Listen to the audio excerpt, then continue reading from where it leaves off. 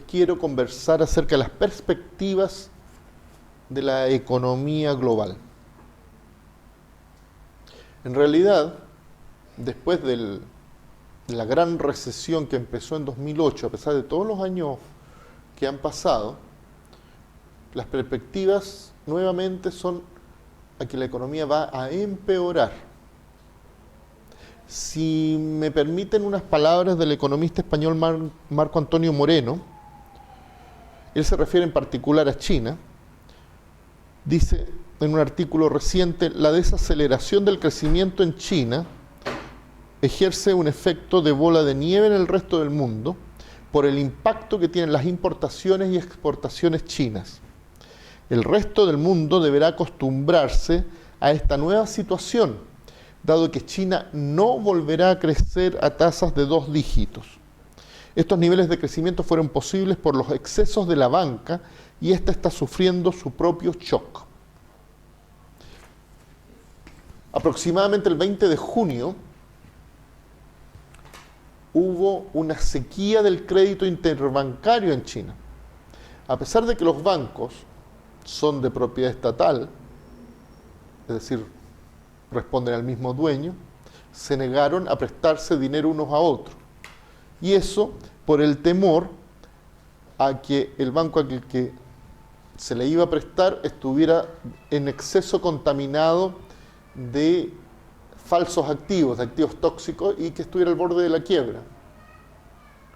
Esto provocó un shock en toda la economía, porque los bancos restringieron brutalmente el crédito, y la economía china, como todas las grandes economías del mundo, se ha acostumbrado, especialmente en los últimos años, a vivir de una inyección permanente del crédito. Hay que recordar que en el 2009, China, que ha tenido unos índices de crecimiento espectaculares hasta ahora de 2 dígitos, entró en recesión. Y la manera como las autoridades sacaron a la economía china de la recesión fue impulsando el crédito, facilitándolo, permitiendo triangulaciones para que los gobiernos locales, que de acuerdo a la legislación china no tienen derecho a endeudarse por sí solos, lo pudieran hacer. Esto provocó una ola de inversiones en infraestructura, en nuevas industrias, construcción de barrios y nuevas localidades. Por supuesto, esto era en la espera que la economía de los países más desarrollados, que son los grandes compradores de los productos chinos, se recuperaran. Pero ¿qué ha pasado? Que en el curso de todos estos años esas economías no se han recuperado, o han tenido recuperaciones parciales y han vuelto a caer en bajo crecimiento o recesión. Y entonces han empezado a llegar los momentos en que los créditos hay que pagarlos en China, sin que las inversiones hayan dado los frutos esperados. O sea, hay una sobrecapacidad generalizada en la industria. Hay no barrios, sino localidades enteras de viviendas nuevas sin vender. En general, ha habido un uso y abuso del crédito bancario y por tanto se han generado activos tóxicos, activos que difícilmente se van a poder cobrar. Pero además ha habido una creciente dependencia de la banca y de la industria de la llamada banca en la sombra, es decir, lo que en Chile llamaríamos tiburones o prestamistas no regulados. Pero aquí hablamos de masas gigantescas, que probablemente equivalen al negocio bancario formal. Ahora, ¿cuál es la consecuencia de esto? Como decía Marco Antonio Moreno, no se puede ya esperar en el futuro un crecimiento de 2 dígitos de la economía china. Pero en gran medida la economía china y de otros países asiáticos, India, Malasia, sirvieron de locomotoras a la economía global en estos años en que los grandes países capitalistas desarrollados entraban en esta fase de bajo crecimiento o derechamente de recesión. Y entre las economías más beneficiadas por la gran demanda de materias primas, de minerales, de la economía asiática, se encuentra la economía chilena, que ha pasado por unos cuantos años de un superprecio del cobre y otros minerales que son sus principales mercaderías de exportación. Al disminuir el crecimiento de China, se supone que va a caer alrededor de un 7%, disminuye también la demanda de cobre y de otras mercaderías primarias. Y por tanto, lógicamente, la tendencia es que el precio del cobre espectacular, que estuvo cerca de 4 dólares la libra, se va a acercar más a 3. Los analistas más pesimistas hablan de 2.7. Y por tanto, va a haber más presión, a mayor déficit fiscal en Chile, menos dinero dulce, por así decirlo. Ahora, 3 dólares la libra sigue siendo un gran precio para el cobre. Hay que recordar que ha habido momentos en que el cobre chileno, y por largo periodo, ha estado más cerca de $1 la libra que estos precios que siguen siendo espectaculares.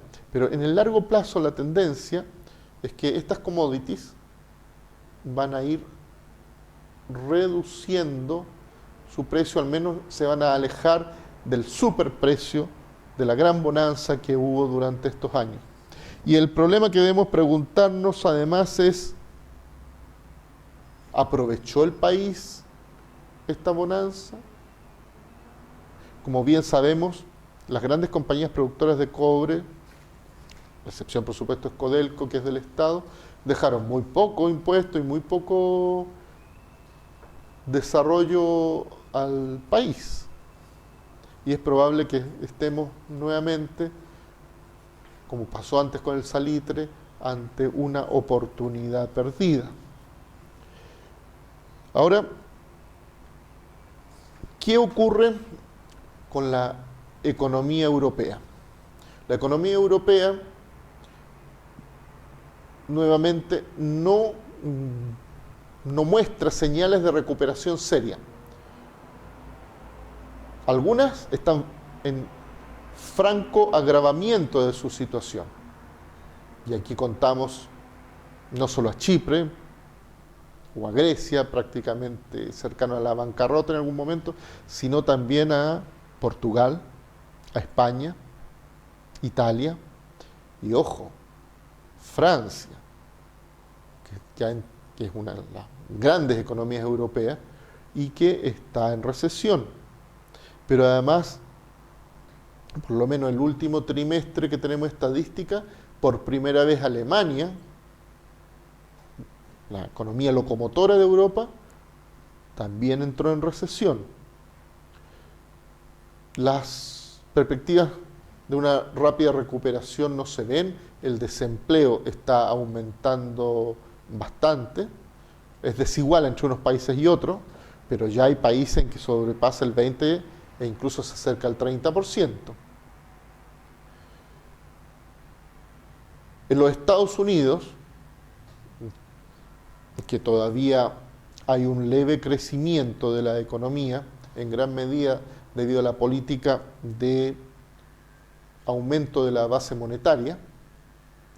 Sin embargo, la recuperación no parece una recuperación de ninguna manera sólida.